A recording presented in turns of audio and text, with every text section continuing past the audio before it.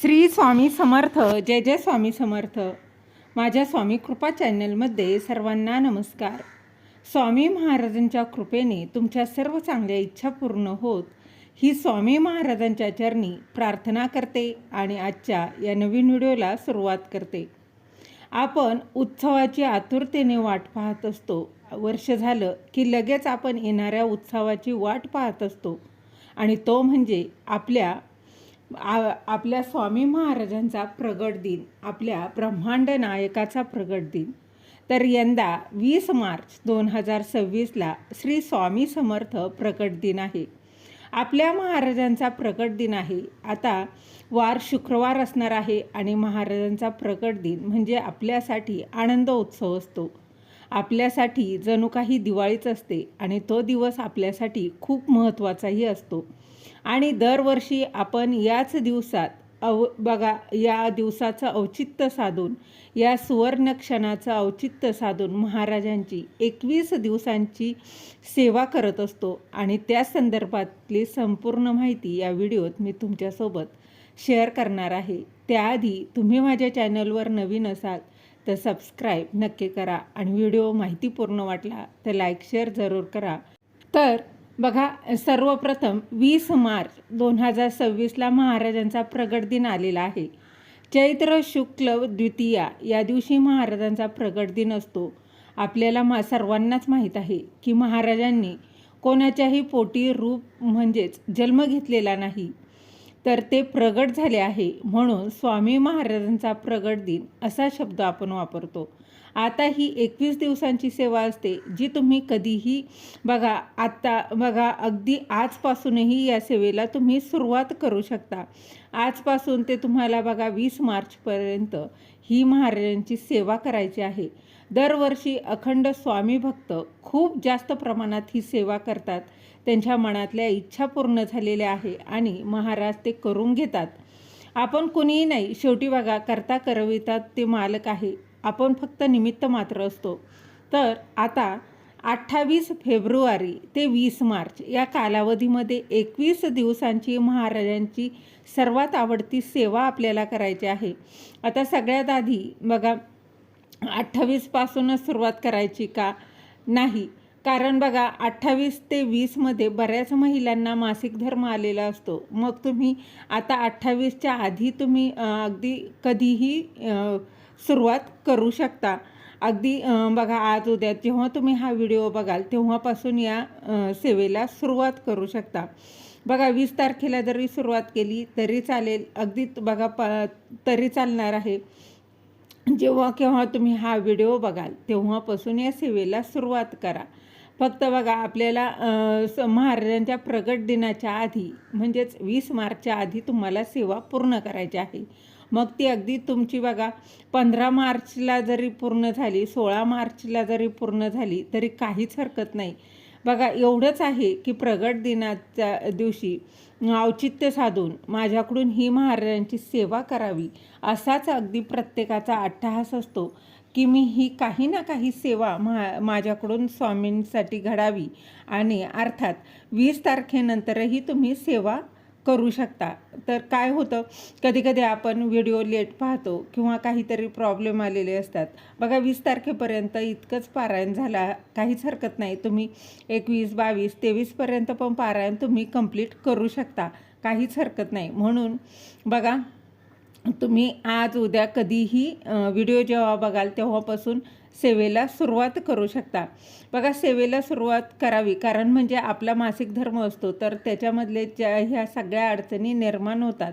आता समजा एखादीला 20 म्हणजे आता कोणाचं तरी लग्न आहे, तर तुम्हाला त्या लग्नासाठी जायचं आहे. तर लग्न जर 16 मार्चला आहे, मग त्याच्या आधी तुम्ही ही सेवा उरकून घेऊ शकता. थोडक्यात काय तर आता जेव्हा केव्हा तुम्ही व्हिडिओ बघाल तेव्हापासून या सेवेला सुरुवात करू शकता. आता तुम्ही 20, 22, 23ला जरी कंप्लीट झाली तरी काहीच हरकत नाही. तुम्ही सेवा करता आहे ना.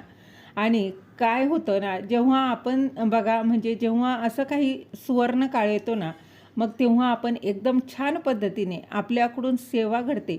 मनात एकच असतं की का नाही, या सेवा माझ्याकडून झाल्याच पाहिजे. तर आता सेवा काय आहे, तर दरवर्षी आपण सेवा करत असतो महाराजांची 21 पारायण श्री स्वामी चरित्र.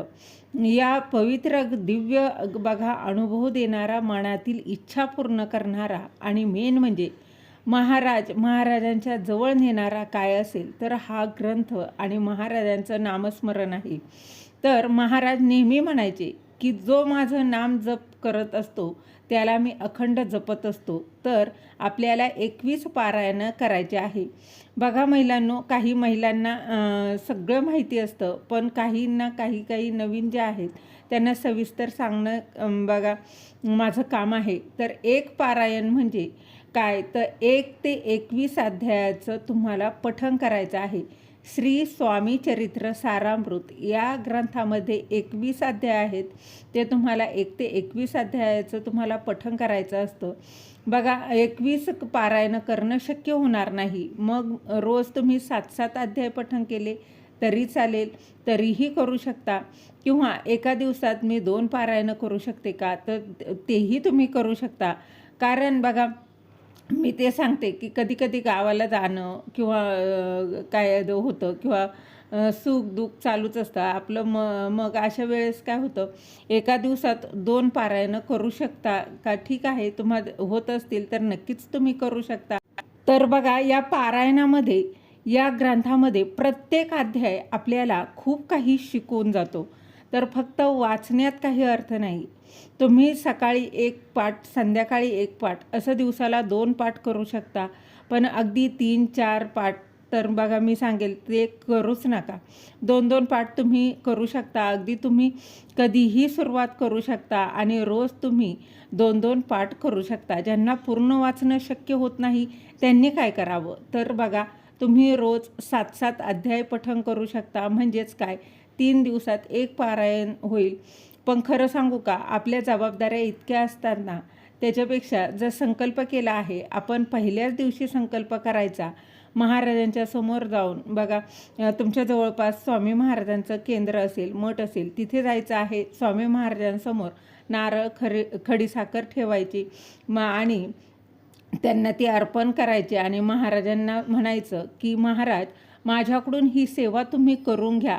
कुठल्याही कार्यासाठी तुम्ही ही सेवा करत आहात. मग लग्न जमत नाही आहे, मनासारखं एखादी काही गोष्ट घडावी, आपल्या आयुष्यात ती मिळावी आणि चांगली बघा जी स्वतःसाठी चांगली आहे आणि इतरांसाठी पण चांगली आहे. आपल्याला माहीत आहे की ह्या सेवेने खूप अनुभव आलेले आहे.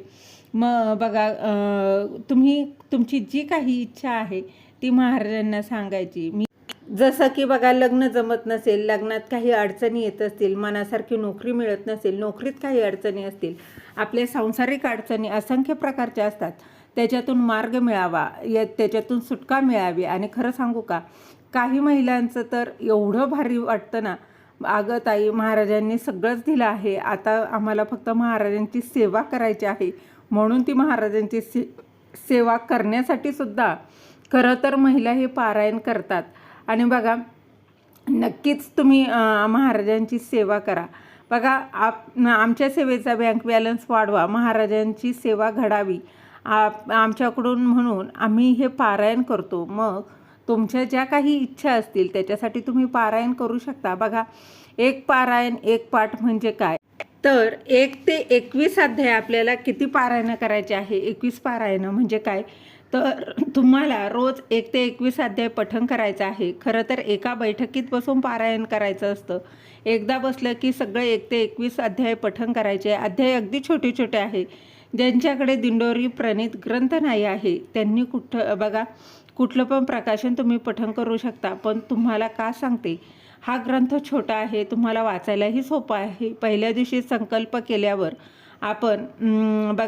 पहिल्या दिवशी संकल्प केल्यावर आपल्या स्वामी महाराजांचं पहिलं नित्यसेवेमध्ये बघा स्वामी स्तवन आहे, ते स्वामी स्तवन एकदा पठण करायचं. पहिल्या दिवशी ते पठण करायचं, नंतर स्वामी चरित्र सारामृताला सुरुवात करायची. आता एकाच बैठकीत पारायण करायचं असतं, पण ताई बघा लहान मुलं आहे, लहान मुलं ते मध्ये मध्ये उठणार किंवा बघा त्यांना दूध पाजावं लागतं किंवा अचानक कोणीतरी पाहुणे आले, आले की आपण सेवेला बसलो, कोणीतरी आलं, मग अशा वेळेस उठून तुम्ही त्यांच्यात बघा जे काही तुमचं काम आहे ते करून तुम्ही पारायण कंटिन्यू करू शकता. आणि कधीकधी बघा असं पण होतं, आपण पारायण जास्तीत जास्त एका बैठकीत करण्याचा जास्त प्रयत्न करा. नाही शक्य झालं तर तुम्ही 2 बैठकीत केलं तरी चालणार आहे, काहीच हरकत नाही. तर बघा या पारायणासाठी मांडणी करावी लागते का? काहीच नाही. आपल्याकडे छोटासा महाराजांचा फोटो असेल तरी चालतो, मूर्ती असेल तरी चालेल, काहीच हरकत नाही. वेगळी मांडणी करायची गरज नाही. तुमची खूप इच्छा असेल की नाही ताई मला एकदम अगदी पद्धतशीर करायचं आहे, तर तुम्ही बघा वेगळी मांडणी करू शकता. तिथे महाराजांचा फोटो ठेवू शकता, रोज त्याला हार वगैरे फुलं वगैरे घालू शकता. जर तुमची इच्छा असेल तर तुम्ही बघा कळसाची स्थापनाही करू शकता, कलशाची. आणि त्यानंतर रोज असा हा ग्रंथ ठेवायचा, वाचायचा, परत तो झाकून ठेवायचा, दुसऱ्या दिवशी परत वाचायचा, झाकून ठेवू शकता. तुमची जर इच्छा असेल तर मांडणी तुम्ही करू शकता, नाही केली तरी काहीच हरकत नाही. तर बघा देवघरात बसून तुम्ही पारायण करायचं. पारायण करून झालं की ग्रंथ उचलायचा, जागेवर ठेवायचा, परत दुसऱ्या दिवशी तो ग्रंथ घ्यायचा आणि पारायण करायचं. या पद्धतीने तुम्ही करू शकता, काहीच अडचण नाही. बघा ज्यांना बसता येत नाही त्यांनी मस्त खुर्ची बघा टेबलावर ग्रंथ ठेवायचा आहे आणि खुर्चीत बसूनही तुम्ही पारायण करू शकता. त्याचबरोबर स्त्री पुरुष मुलं मुली अगदी प्रत्येकजण बघा विधवा स्त्रिया देखील ह्या ग्रंथाचं पारायण करू शकता, काहीच हरकत नाही. तुम्हाला बघा ज्यांना करायची मनापासून इच्छा आहे, स्वामींची सेवा करायची इच्छा आहे, त्यांनी प्रत्येकाने हे पारायण करा. नक्कीच त्याचा चांगला अनुभव आल्याशिवाय राहणार नाही. बघा 21 दिवस तुम्हाला ही 21 पारायणं करायचे आहे. ज्यांना पारायण करू शकत नाही त्यांनी काय करायचं, 21 दिवस रोज 11 माळी श्री स्वामी समर्थ, श्री स्वामी समर्थ या मंत्राच्या बघा तुम्हाला 11 माळी जप करू शकता किंवा श्री स्वामी समर्थ, श्री जय जय स्वामी समर्थ, श्री स्वामी समर्थ, जय जय स्वामी समर्थ असं तुम्ही नामजप महाराजांच्या समोर बसूनही केला, उठता बसता केला तरी चालणार आहे. नामस्मरण वेगळं असतं. इथे महाराजांच्या समोर बसून अगदी 20 ते 25 मिनटात लागतात बघा. ज्यांना स्वामीचरित्र सारामृत पारायण करणं शक्य होत नाही त्यांनी 21 दिवस 11 माळी जप करायचा आहे.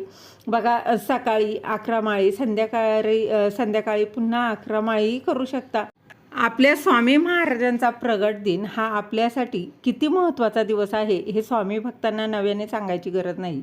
याचंच औचित्य साधून आपल्याला स्वामीचरित्र सारामृत या ग्रंथाचं पारायण करायचं आहे.